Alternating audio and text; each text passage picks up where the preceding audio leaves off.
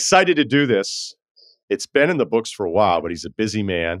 I just finished watching him this morning. It's Mike Greenberg of ESPN, Get Up, and Greeny Radio, and everything else you need. What's up, man? It's been a long time. I was actually saying to Stace yesterday, I can't remember exactly what the last time I talked to Russillo was. You came here to the city to do Get Up a few times our first year in the now I suppose ill-fated first rendition of the show. And so that's 2018. And so is it possible it's been that long since we talked to each other? Is that even remotely possible? Yeah, it's a little bit later than that, only because, it's one of those things with your memory where it's not something you would remember, because I reached out to you towards the end of when my contract was up at the end of the summer in 19, because I was still trying to figure it out. And I've talked about this, so I didn't know that we were going to go here so soon, but I was on the fence about what I wanted to do. It was nice that actually ESPN wanted to keep me, but we still at that point were kind of like, I don't really know. I'd already moved, but one of my favorite things that I got to do is that I had moved to LA, and then in 18 and then in 19, your producers were great to me. You were great to me. And I would fly back, and it was great. I'd get to stay in New York City for 3 or 4 days. I'd do 3 or 4 shows, and I loved doing the show. And that was kind of it. And I was like, well, if I stay, I think part of it would be I'd have so many days where I'd come on and do Get Up and then kind of just be around. But there wasn't really a fit. And since I'd already moved, it wasn't. So that's the last time we had talked, but it wasn't anything. So even so, it's 5 years. That's a very long time. So I'm glad we got this chance to catch up. So I wanted to ask you this to start. When did you become comfortable enough professionally to tell the world that you're presented by ego? Which one? Listen, I've been telling the world that I'm presented by something for a very long time. I actually said this to somebody. Like, everyone, I guess, has their own claim to fame. I think it's possible that I have read more sponsorships than any other person in the United States in the last 25 years. I think that's a real possible. 4 hours a day on Mike and Mike. Now 4 hours a day when you combine the TV and the radio. For 25 years, I think it's possible I have been sponsored or presented by more different people than anyone else in the entire United States. I don't even think it's close, which I know is one of our favorite things in sports. I usually think whenever anybody does, but yeah, the 4 hours alone every day for that long on radio. I remember the first time I filled in to host Mike and Mike, and I'm sitting there with your producers, and then they hand me this stack of papers, and I was like, "What's this?" And they go, "That's the rundown." I go, there's no topics. It's all ads. What do you mean? This isn't a rundown. They're like, well, that's what our guys do, is they just kind of figure it out and do the segments. And then these are all the things you have to read. And I was like, my God. And I remember how bad I screwed up, because I did a 5-hour energy read and it said no guardrails. And I was like, what? And then you're live, you're in the studio. And of course you're sort of like, your comfort level's off a little bit the first time you're ever sitting in that chair for that. So that was also part of it. So I'm like, yeah, 5-hour energy, whatever. I was like, no guardrails. Don't mention. I just said it in the read. That became, so I've heard that. Liam saved that, and we would listen to it sometimes, not on the air, but off, and laugh. The truth of the matter is, so Liam Chapman, who you guys obviously know, was our producer for years, and was our board op before that. So Liam probably worked on Mike and Mike for 10 years, something like that. When I would ask, when someone would fill in, not you, but whenever anyone would do the show when I wasn't there, the running joke was always, how was the other person? The ad was, he did the reads. Like, if you did the reads, then nothing that terrible happened. At the end of the day, did someone say progressive? Like, did we say it? Did we say it 6 times? If so, then yeah, sure. It doesn't really, but do we talk about basketball? I don't know. But we definitely got the reads in. And that's, at the end of the day, That's the most important part of the job. They made me apologize on the air. I was like, I don't think I should have to apologize for this, and it only brings more attention to how absurd it was because how specific it was that like you can't be exhausted at night and then take this. So then I was like, we shouldn't apologize. And they're like, it's coming from up top. And I was like, all right, I will apologize. So for the ego joke, by the way, that's the company that presented the NFL draft, and I watched the open, and you brought everybody in, and I could just sense, I think in the way only people that are on the air can sense, you're like, this is absurd that I'm saying I'm presented or we are presented by ego. So you left like a little pause in there for the companies, which I thought was just brilliant because of how long you've been doing this. So before we get into all the other stuff, I want to ask about your Knicks. Do they feel like your Knicks again? So the Knicks, I actually said this on the air at the time you and I are having this conversation. I probably said this on the air 20 minutes ago. I think this is going to be the most beloved Knicks team since the championship teams. So I played golf with a guy yesterday who named his son Oakley. And so just to give you a sense, I mean, so for those listening around the country who don't know the Knick fandom, the Ewing, Oakley, Starks, Knicks, the Riley ones of the early 90s and the Van Gundy ones of the late 90s, they are a beloved team. They are loved beyond their accomplishment. They made one NBA final. Well, they made another final, I guess, in 99. That one almost... it was a shortened season and Ewing was hurt, whatever.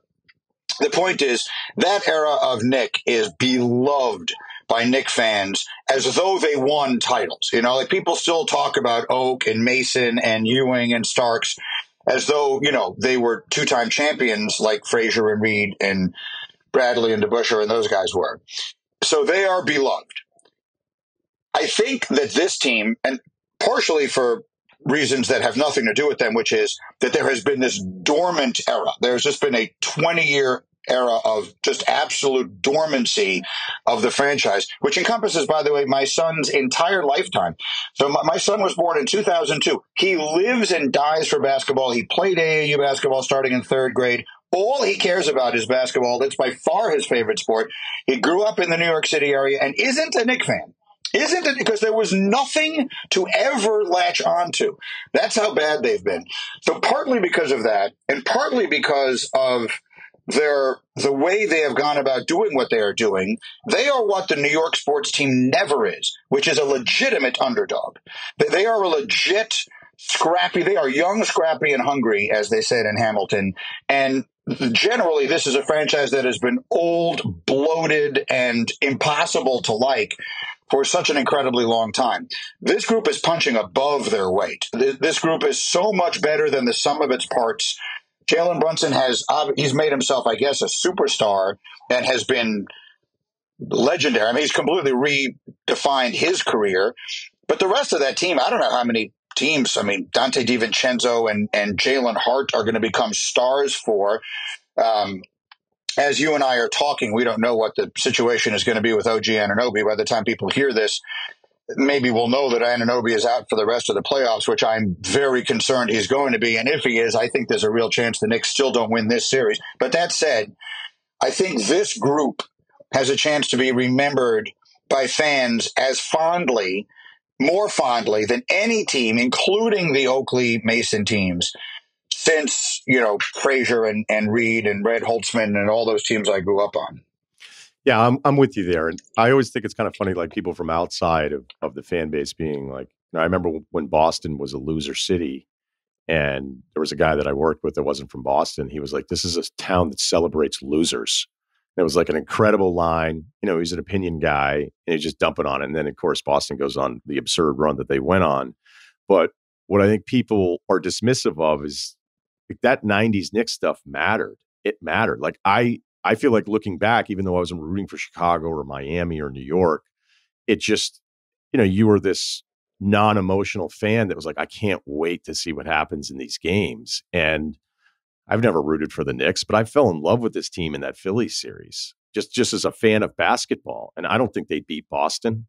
If they get through the Pacers, if Boston ends up taking care of Cleveland, which I'd imagine they would, I don't think that they would beat them. But watching all of the old players be at MSG in this celebration and how awesome that arena is, I think it's totally fine. You should be allowed to feel awesome about something even if they haven't won a championship. Maybe I felt different when I was younger, but that's how I feel now. No, I mean, look, in New York, certainly in basketball, that's all we had. So for me, my favorite teams, the teams I grew up on, were the Hubie Brown Knicks of the early '80s.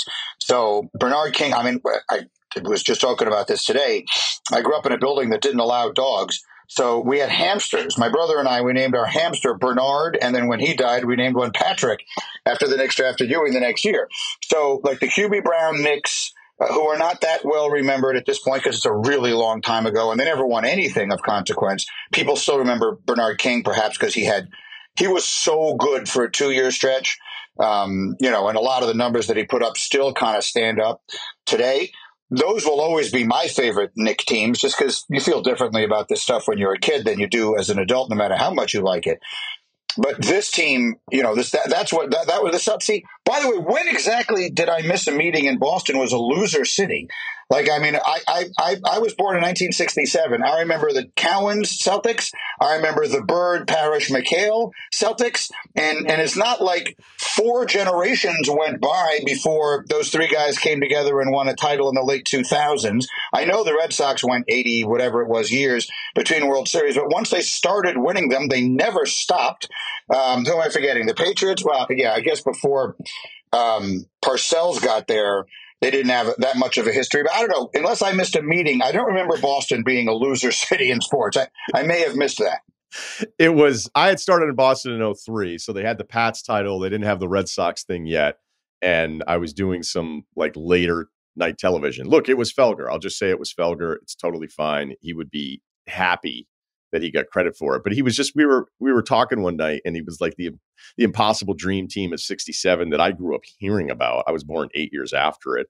And then, well, the Bucky Dent thing's not necessarily something that was celebrated, but his whole point was, he's like, this is a loser town. And it was like hilarious because he was the outsider and he got a reaction. I mean, that was the whole point. That's the whole point of this job that we do, is you hope that you say something that gets some kind of reaction. And then that definitely got a reaction, because I was like, wait, is he kind of right? And then it made me think about the Knicks. It made me but I don't care. Like, I don't care if a fan base is like, this is the most fun I've had in 30 years. And that's what Knicks fans are having right now. And you shouldn't be sitting there after you go up 2-0 in the Pacers going, oh, well, this is all pointless because we'll probably lose to Boston. Even if they get through the Pacers. I would add to that, right? if I could. Yeah. Like, you don't have to win a championship to not be a loser. So, like, loser teams, the Jets, who I root for, have not been in the playoffs, have not made the last playoff game they played in was in the year 2011. All right. I mean, that's a very long time ago. That's being a loser. The 1975 Boston Red Sox lost one of the great World Series. The first World Series I remember watching was the World Series of '75, which is the Carlton Fisk home run and all that stuff, in which they lost in a brutally hard-fought series to the best baseball team I ever saw. The best baseball team of my lifetime was the Big Red Machine, who beat the Red Sox in '75 and beat the Yankees in '76. And I remember I was a Yankee fan sitting in my house crying because they were stealing bases against Thurman Munson so easily.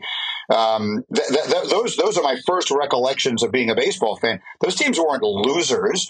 Ted Williams and Carl Yastrzemski weren't losers because they never won World Series. I would like, I don't think the Buffalo Bills, who lost 4 straight Super Bowls, were losers.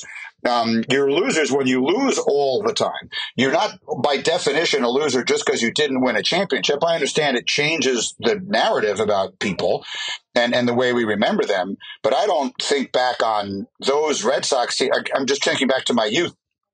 The '78 year, the Bucky. I'm very much old enough to remember Bucky Dent. That was bad because the Red Sox blew a huge lead. Was it 14 games or something like that in early August or something? That was really bad because they gave it away. I guess you could also say they had the World Series won in '86 and didn't win it. So those would be the Red Sox. Maybe would be the team you could have something with. The Celtics. Jesus, I don't even know what else to say. Like, that's nothing. There is no team that conjures up less image of losing in my mind than the Boston Celtics, historically, like from day one till now. So you've done a lot. 28 years at ESPN? Yeah, this August it'll be 28 years. 28 years. Okay. And it'll be almost half my life. When I got here, I was 29. So assuming I make it to next summer, assuming I make it to the summer of 2025, I will have been at ESPN exactly half my life. Do you think solo radio? Because I know that to me it was a completely different challenge than having a host. Where hey, depending on the day, like I just try to explain to people all the time, like everyday radio is a whole different animal. On top of the lifestyle that you would have to lead, getting up as early as you did, you've done everything. Is radio still the hardest? So what I've always said in the past, and I think this is changing because all the mediums are changing. But I've always said it's much harder to do television badly than it is to do radio badly. Anyone can do radio badly, but it's much harder to do radio well than it is to do TV well. When you're doing TV well encompasses good work being done by a lot of other people. Doing radio well encompasses good work being done by very few and sometimes genuinely just you. Now, that's never been me. I worked with Mike for 18 years, and there's no way in hell I could have done any of that without him. And we had a good team of people that worked on the show and all that kind of thing. If you look at a TV show like the one that I host now, I mean, every single day I've got 4, 5, 6 people sitting in there. I have a director. I have a producer. We've got, talent producers and all kinds of other people, PAs who are running around doing all kinds of work. I'm sitting in the middle of a lot of other people's work and probably getting a disproportionate amount of the credit when it goes well. Radio is, at the end of the day, radio is just about having a conversation interesting enough that, let's just say, millions of people are going to want to listen to it. And that's not easy to do. And it's very different now because of the way this stuff is consumed and the way it's disseminated. And, when Mike and I started, for example, I started doing radio talk shows in Chicago in 1992. That was where I got my start. I was a reporter, and then I covered the Bulls and the Bears. And then in the summer, when all the talk show hosts would take their time off, the young guys like me would get to host shows. So I've been hosting talk shows on one level or another since 1992. And the way it has changed is, it's immeasurable. So to give you the best example I can give you of that, when I started in 1992, we would give 2 phone numbers on the air. One would be the number for people to call in. The other would be a fax number, so people could fax their opinions in. People would literally write down an opinion on a piece of paper and fax it to us. Yeah. And we had a PA, someone would have to run in there in the breaks and rip off the faxes, and I would read them on the air. Now, if that sounds like a very long time ago, it was. And so everything has changed substantially. But at the end of the day, doing a radio show is still about creating a conversation interesting enough that thousands or tens of thousands or hundreds of thousands, or if you're really lucky, millions of people are going to want to listen to it. And that is still harder than anything else. So when I thought about like Get Up, and I was in the room for the pre-show, like you are, and I think this is something that I think the best hosts have, is that you can have a staff, but it's up to you. Like your instincts, you either develop or you don't, and your instincts are about, hey, that'll work. But I think the beauty in what you did when I'd be in those pre-show meetings is if there was an athlete, say, it didn't have to be an athlete, but it could be a media member, and we'd be going around the room. We'd kind of know the handful of topics. Okay, these are the hits today. This is what we have to hit on, but where are you on these? And the minute someone said something insane, your eyes, you'd be like, that leads the bees. What is it about your talent for mining people to say stuff where I'm like, what? I don't know. Thank you for saying that. I do think it is the thing I do best. Like, I think I'm good at making other people the best they can be, the best version of themselves on the air. And I think it might be, like, it might sound like oversimplifying it, but I think I really genuinely listen when many other people don't. Like, there are people of whom I say this all the time. They exist in 2 states. One is talking, and the other is waiting to talk. But the really important one is listening. So you need to listen to what people say. I'll tell you who was incredibly good at this was David Letterman. So Mike and I were lucky enough to go on the Letterman show quite a few times. And what I noticed when we were on was that when we were talking, he was focused. He was like, I'm leaning in for the listening audience. He was zoomed in on what we were saying, and he was interacting with us, even just facially and with his eyes, even when he wasn't saying things. And so you could tell from that, this is going well, I should keep going. Like, if I said something, I could see in his face he thought it was funny. His show is probably a bad example of that because there'd be an audience there and they would either laugh or they wouldn't. But generally, if it's just, me and three other people sitting on the desk, like, they can usually tell from my face if they should keep going or like, yeah, no, I'm going to take it away from you in a second here. And because I'm genuinely listening to what they're saying rather than thinking about where I want to get to next. And part of that is just experience. Like, part of that is I've just been doing this so long that I don't really need to spend a lot of time thinking about what I'm doing next. I certainly didn't start out that way.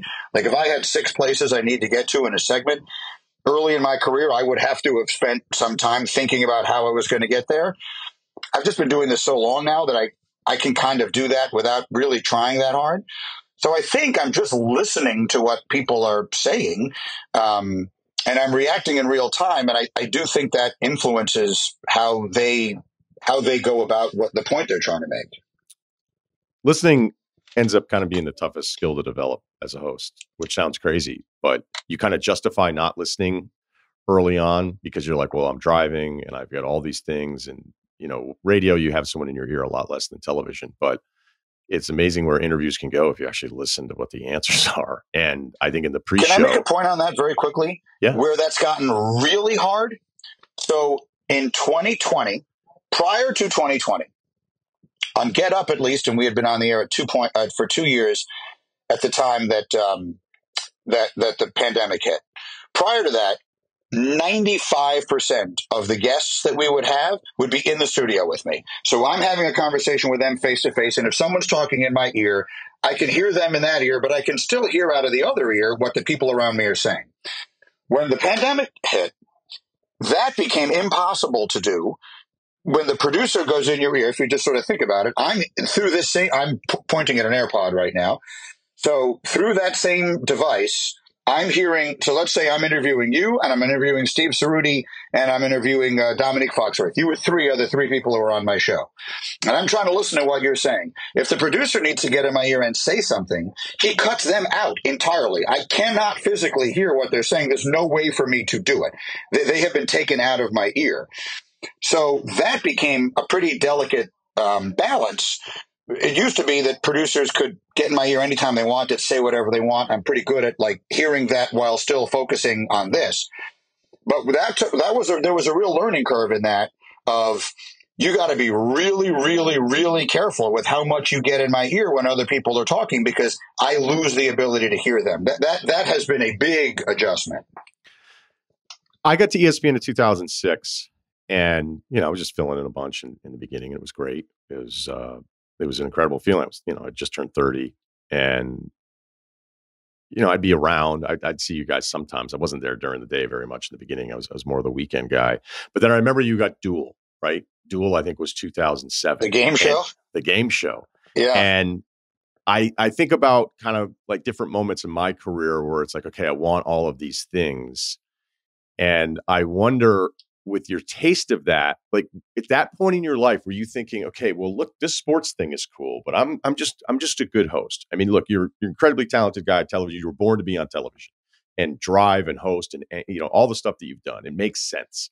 Do you think there was a moment there? Because I used to remember how like managers would get really worried that Colin Cowherd's sitcom was going to get picked up. Like, what are we going to do? Like, what if Greeny gets, if he's the next Alex Trebek? What was going through your head in those times where it felt like you were seeing what you might also be capable of? So the game show, I would have loved that. I grew up loving game shows. I'm older than you are, so I go back to shows like like Match Game and Tic Tac Dough, and like I would come home from school and watch that stuff. I loved game shows, and so I loved the idea of hosting a game show. And that was when we did Duel, was at the time when there were some network game shows on TV that were super popular. Who Wants to Be a Millionaire was huge. The one that had what is the guy's name? Howie. Mandel. What was that show called? But it was Deal or No Deal show on Deal or No Deal. That was like the number one show or one of the top shows on TV. So I would have loved that. So the answer to your question is hell yes. If that show, if Duel had taken off as opposed to, let's face it, practically no one watching it, it got picked up for a second season only because that happened during the writer's strike. So the networks picked up every show that didn't have writers. So I got a second season out of it. So that was great for me. But by no standard of measure could the show could be described as a big success. I don't know that I would have ever left. I don't think I would have to have left ESPN to go do that, because that's something you shoot in small doses. I will say that many years later, when Regis Philbin left his show with Kelly Ripa, I was one of the people they brought in before they gave the job to Strahan. They had me in, and then they had me back 2 more times. And so I don't remember exactly what year that was, 2013, it was like, 14, yeah, I think it's 10, just over 10 like years ago. Yeah. Whatever that was, before Michael Strahan got that job.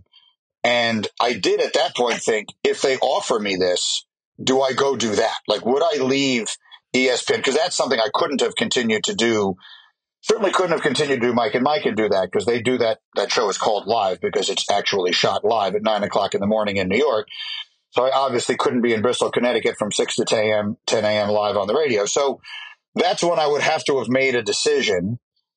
And I think if I had gotten like the same kind of security, I would have done it. I think I would have done that. Now, if they'd said, we'll sign you to do it for 1 year, I had kids, I used to put through college, all that kind of stuff. So I wouldn't have left for something that wasn't pretty safe. But I think under the right circumstances, I would have gone to do that. That show was great. I loved it. She was terrific. She's so funny and smart and nice. And that show was really easy to do. So that's the one more than a game show that I think I could have seen myself saying, Art, if you offer me this, I think I would do it.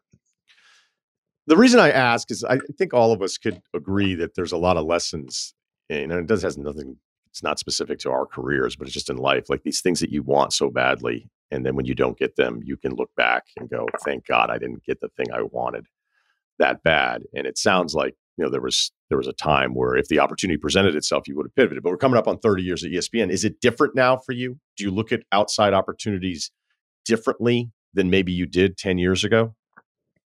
Yes. And in both ways, so I just said that was at a time in my life when I still had a lot of concerns that I don't have now. Like, my kids are adults. My daughter is 23. My son is 21. My daughter's out of college. My son is a junior in college. I've made a lot more money since then than I had then. So I'm not as concerned about that. So the very, very, very nice thing is that I'm at a stage I don't feel anywhere near being at the end of my career. Mathematically speaking, I guess I'm closer to the end than the beginning. But I don't feel like I'm going to stop working anytime soon. But what I am in a position to do is choose to do things because I want to, not because this is the way I can make the most money. Early in your life, and probably most people for most, if not all of their lives, you're generally speaking going to choose the most money, as your path, because we all want to make more money. I'm in a position now where I think I could consider stuff, even if it wasn't the most lucrative option, if it was something I really wanted to do. So there's that side of it. The other side of it is, like, I grew up here. I mean, I've been at ES, I don't work in Bristol anymore, as you know, so I'm not around Bristol is its own. It's like being on a college campus, right? So I was there for 21 years. I'm not part of that day to day anymore because I'm not in the middle of that. But we've developed our own thing like that here. Because since you were last here, like now, First Take is here every single day, and there's 2 or 3 other shows that come out of here, and we probably have. I'm just looking around this area. There's probably 50 or 60 people that work here every single day, and we've become sort of our own little family, and that's important to me. And so, I would say to leave, it would have to be something really, really good. Something just extraordinary would have to come along that would make me do it. But I will tell you, because where I thought you were going to go is about the idea of turning stuff down. So I'll tell you a story now that I'm not sure I've ever told anyone this in a public setting. But so in 2003, Stevie was 1. My son was 1. My daughter was 3. Mike and Mike was still very much in its infancy. I got an offer to go back to Chicago. So my wife was born and raised in Chicago, lived there all her life. All her family is there. It's an incredibly special place. I lived there for 11 years, if you include college. So, Chicago, going to Chicago would basically have been going home. I was offered the job as the sports anchor at one of the major, the O&O, one of the O&Os in Chicago. And Stacy and I both wanted me to take it. And I wanted to take it, and she wanted me to take it. And we would have moved back to Chicago and lived our lives and raised our kids and been there. Just 21 years ago. And I went in and met with the people that I work for at ESPN. And one thing led to another, and we wound up not taking it. And I look back on that now, and I think, my God, where would my life be now if I had taken, if I had gone there? That was at a time when that seemed like a better job than the one that I had. So that's a good example of sometimes something that you think you really, really, really want. It might turn out to be much, much, much better in the long run if you don't wind up getting it. Do you think if your teases had been worse, they would have sent you back to Chicago sooner? The teasing thing, I guess everyone has to be known for something. I started thinking about it. What is the job? We were just joking at the very beginning of this conversation about all the reads, all the commercials, all the sponsorships.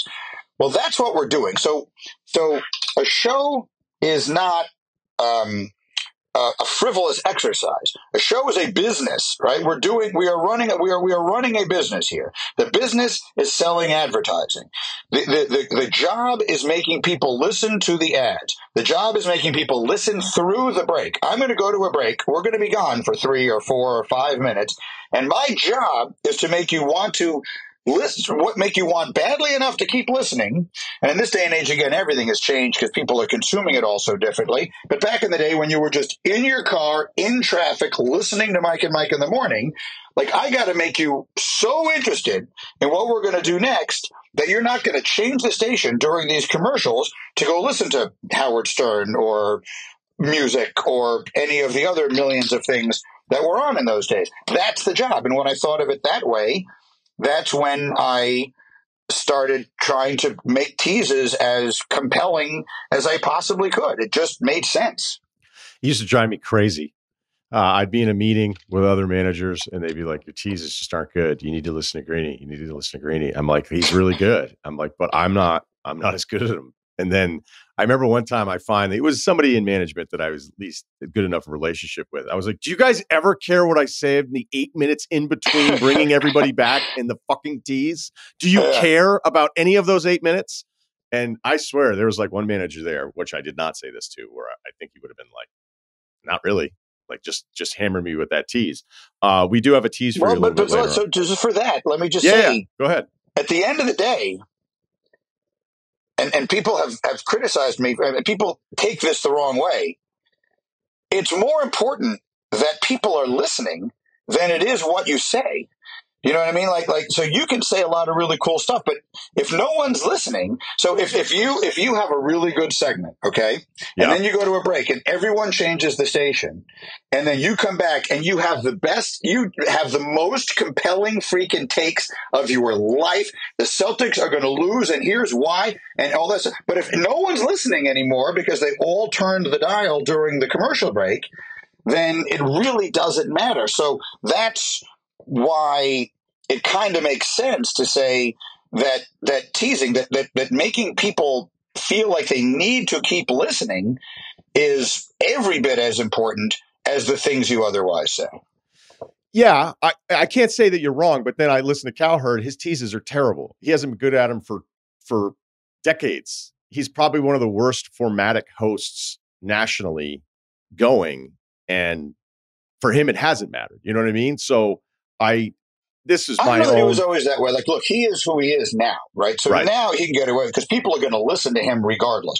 People are also consuming him in totally different ways, all of us, than they used to. Yeah. So the Colin that I first met, I've known Colin forever, and Colin and I don't know that we became good friends, but I think there was always I think, and I feel comfortable saying I think he would say this too, we had kind of a mutual respect because ESPN was largely a place where most of the people on the radio were TV people learning how to do radio. And most of the managers, frankly, were TV people who were like, okay, now we're going to run radio, and we try and run it similarly the way they would run TV. It's not a criticism. It's what they knew. And Colin and I were two guys who came from radio. I learned I started out in the business in radio. I did radio for years before I did TV, and so did Colin. And so I think maybe not the teases specifically, but I would say he did the fundamentals of radio, the blocking and tackling, very well. And that's how he got to be Colin Cowherd. And now, once you are Colin Cowherd, then you don't have to do that as much because people are just going to listen because they want to hear what you have to say. But when you're just one of 100 voices in the wilderness, then that's where that stuff matters more. Couple things here before we finish up. You've been there a long time. We know it's different. Like, each stage for you at ESPN is just different and different and different. And even though all of us loved being in New York City, and I'm sure you did, and then First Take being there, it changed Bristol. Businesses have challenges, certainly in content, more so now than I would say than any other point. Like, the questions about where all this stuff is going, like, how your job may be kind of the same, but how different does it feel from maybe those peak days in Bristol when we were all there? Everything is different. You know, I don't think that's only true of us. The world, there's one thing you learn the older you get, and I'm a lot older than you are, is everything is constantly evolving, constantly changing. The only mistake we make is assuming things are going to stay the same. Like, I did an event with Jimmy Pitaro recently, the president of ESPN, and we were talking about the future of the industry. And I said, like, we're going through the Industrial Revolution every year. Like, the Industrial Revolution took a century. We have one every year. We have that level of change in our industry. I give a lot of credit to these people who are trying to frantically stay ahead of that and position yourself for a future that is so totally uncertain. So, I mean, I just made the point that in my career, people used to fax me their opinions to read on the radio. I'm old. I'm not that old. I'm not Edward R. Murrow. They weren't doing this in the 50s. So, you know, like, there were record players, and then there were cassette tapes, and then there were CD players, and then there was a Walkman, and then things just evolve, and so they're constantly evolving. So with regard to how we go about doing the job, it is a never-ending evolution, and I think it's going to stay that way for a while. As far as the people, it's awful. I mean, no one's happy to see people go. Everyone wants to see as many people as possible, succeed and thrive and be happy. And the realities of the business get in the way of that sometimes. I mean, there's just no other way to look at it. So I've tried as hard as I can to just, you support the people that you can support as best you can. And then I just try and do my job as best I can and hope that the chips all sort of fall in good places or as best as they can under the circumstances.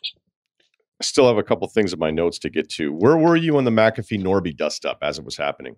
I wasn't anywhere. I mean, I'm friends with both of those guys. I didn't expect you to. Go ahead. Yeah. Go ahead. Whoa, I didn't know we were getting some.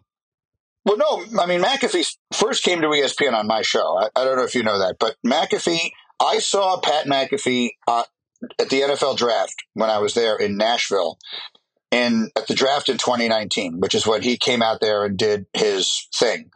And I was not that familiar with him. I remembered him as a punter, and I knew that he had gone on to do like a bunch of other stuff, but I didn't know it that well. So I DM'd him and I said, hey, I'd like to have you come to Get Up with me sometime. And a lot of people told me that I worked for, you can't do that. He's much too out there. That's dangerous, blah, blah, blah. And I said, he strikes me as a smart guy. I think he'll know where the line is, particularly with me. Like, you know me pretty well. Like, I don't try and pretend I'm anything that I'm not. Like, I'm not going places a lot of other people are going to go. I'm just not. If you like it or you don't like it, you criticize me, whatever. I am who I am.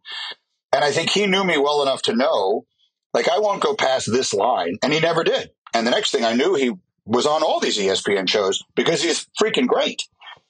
And whatever happened, and Norby, look, a lot of people have, Norby is not always the easiest person in the world to deal with. Everyone knows that. But he was great to me, and he and I always got along great. So I hated seeing that happen. Like, I just thought that was awful for everyone. Just the whole negativity of the relationship between the two of them. And so that was sort of how I felt about it. Like, I don't think there was anything in it to celebrate. You know, it was a shame that two people just kind of couldn't get it together for whatever reason, but they were not the first and they won't be the last. I didn't ask that expecting any kind of depth of answer, so I appreciate you giving me something on that. I also think there was a lot more to it as far as some of the decisions that were made, but we'll leave that one alone for now. The reason I was even doing that is just expecting you to kind of like, because when I came on, and I'm finishing here, is when I used to come on with you and Get Up, a couple of your producers pulled me aside, and they were like, you know what we always love about you with Greeny is that you're one of the few people that just kind of, he's just sort of uncomfortable at times because he doesn't know where you're going to go. And it's not at the risk of like doing content that we should be doing, but they were like, there's just something with you and him in this dynamic where he's always like not quite sure if he's figured you out yet, which is probably, you know, will be on my tombstone. But you have an unreadable face. Like, you do not, I would not want to play poker with you because I can never tell from your expression whether you're happy or unhappy with what's going on. Like, even now, as I'm sitting here answering your questions, I'm thinking, is he amused by this? Is he not? He doesn't look so happy. Maybe he's happy. Like, most people are very expressive facially, and I'm staring directly at your face. I'm looking at a little square on the bottom half of my phone that has nothing but your face and a microphone in it, and what looks like the ocean behind you, which is really nice. And I can't tell what you're thinking, and I think that's probably it more than anything else. It is the ocean. I appreciate you noticing that. It's really nice. Yeah. Well, as we say goodbye, we'll do a tease. Coming up next on Life Advice, if your son turns 10, should he kick in for groceries? The answer may surprise you. Hey, thanks a lot, I'm sticking around to listen. I am sticking around to listen to that. So I think that is a very well done tease. Whoever that person in that room was who said you sucked at teases, well, who's laughing now? Thanks, man. It's great catching up.